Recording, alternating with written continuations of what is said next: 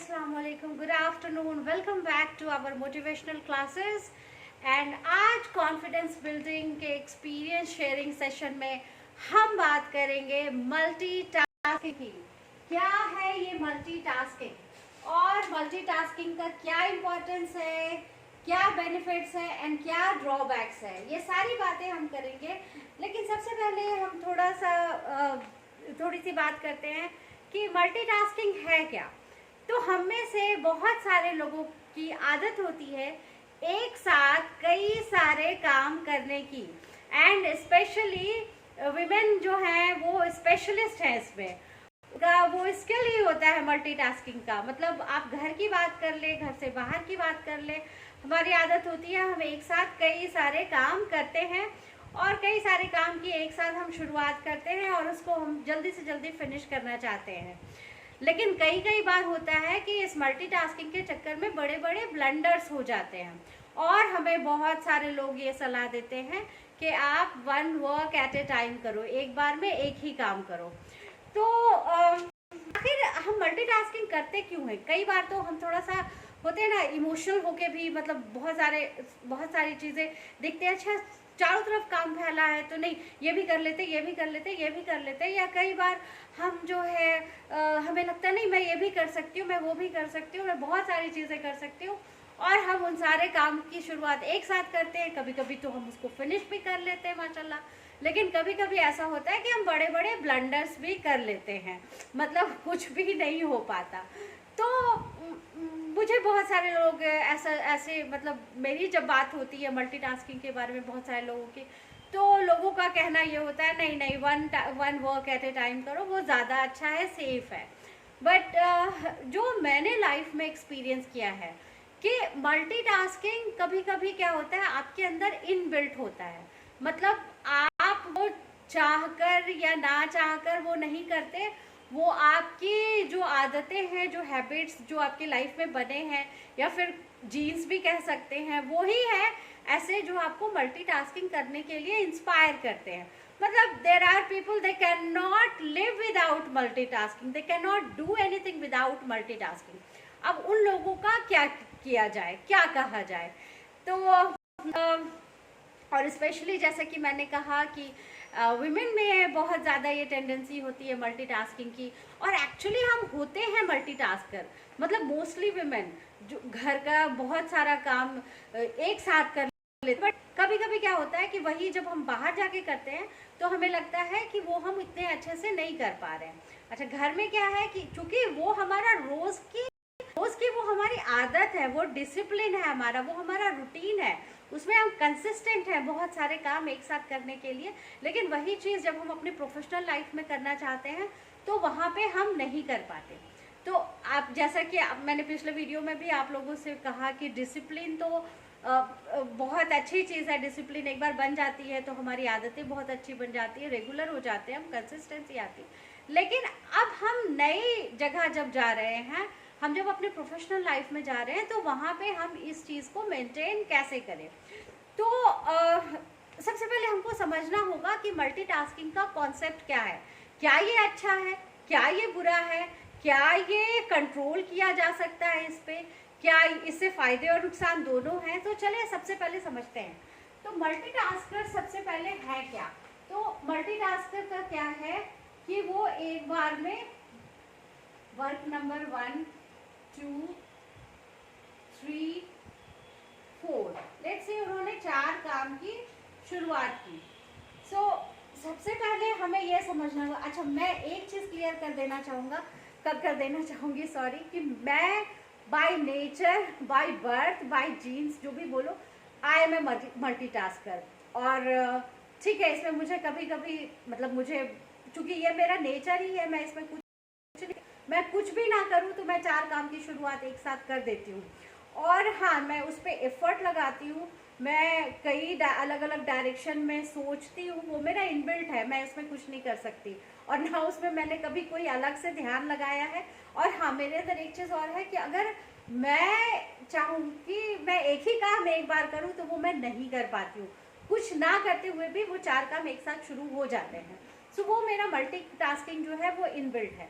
तो मैं इसीलिए आज ये बात कर रही हूँ कि बाकी जो मल्टीटास्कर है वो कैसे अपना काम करें, कैसे अपने आप को मेंटेन रखें, किस तरह से अपने वर्क को ज़्यादा एफर्टलेसली, ज़्यादा स्मूथली कर सकते हैं।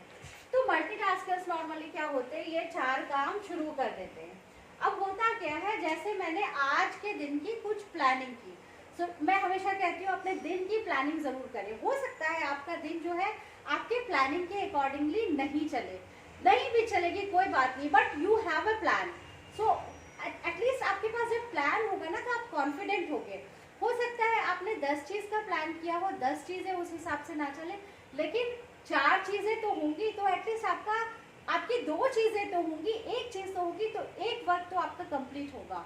अगर आपने कुछ भी प्लान ना किया तो आप दिन भर यही सोचते रह जाएंगे कि मुझे करना क्या था। तो ये आपने 4 चीज़ें प्लान की या नहीं भी प्लान की, वो ऑटोमेटिकली होती चली गई।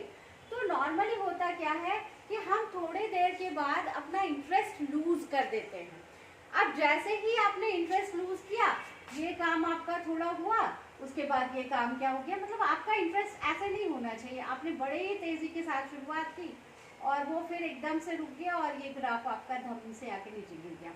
तो कुछ केस में, या फिर आपने इस काम की शुरुआत की, आपने थोड़ी की, थोड़ा अच्छा हुआ और फिर आपने बोला मेरा तो यही नहीं हो रहा है तो मैं इसको क्या करूं, फिर वो ग्राफ आपका धम से आके गिर गया।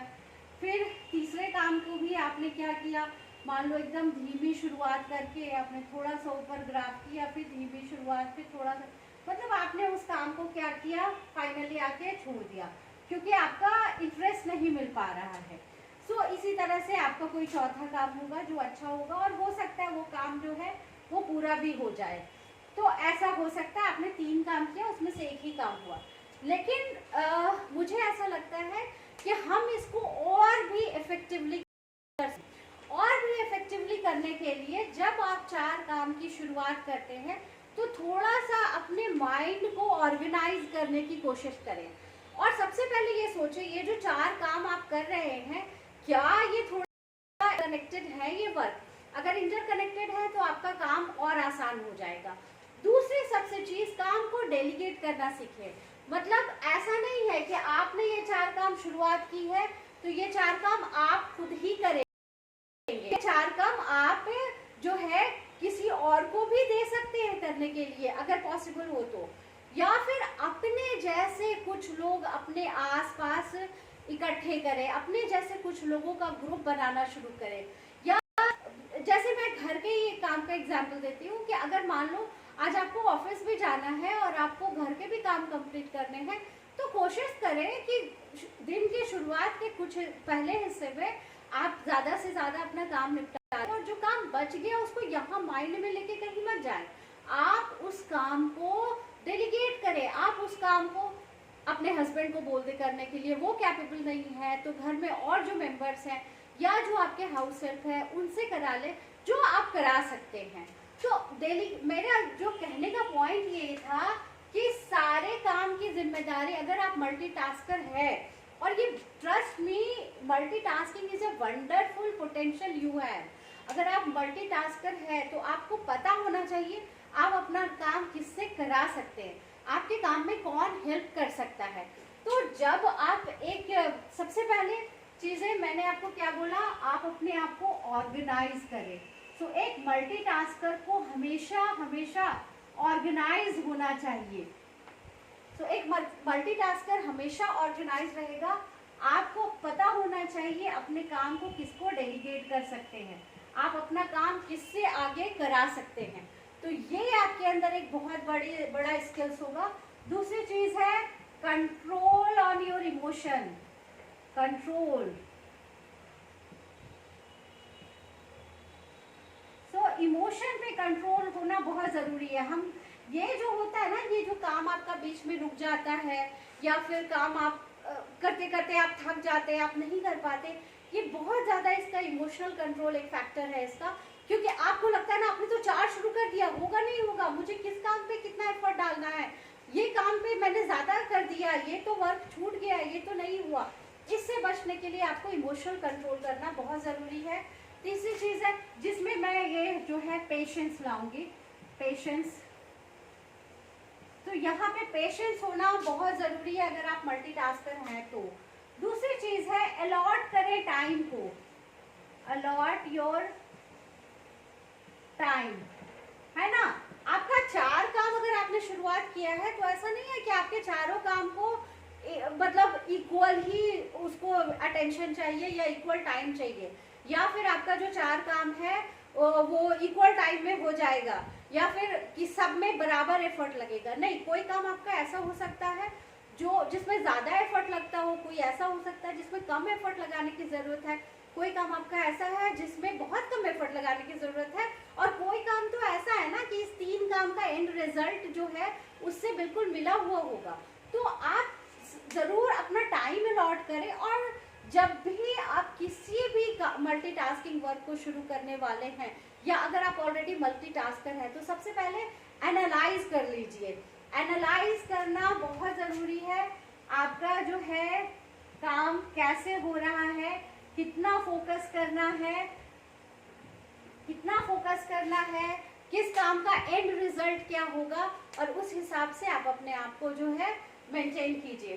तो ये चीज ऑर्गेनाइज होना बहुत जरूरी है आपके लिए। अगर आप मल्टीटास्कर हैं तो अपने काम को डेलीगेट करना आपको जरूर आना चाहिए, अपने इमोशंस पे कंट्रोल जरूर होना चाहिए, पेशेंस जरूर होनी चाहिए, टाइम को इक्वली टाइम उसमें अपने काम इक्वली टाइम अलॉट कर दें, और एनालाइज करें कि अभी क्या हो रहा है, अब जो है कहाँ तक काम पहुंचा। And then finally trust me, जब आप 4 काम शुरू करते हो और ये चारों 5 चीजें आपके अंदर है ना, तो आप देखेंगे आपका एंड रिजल्ट जो है वो वंडरफुल होगा, क्योंकि आपके 5 काम एक साथ तैयार होंगे।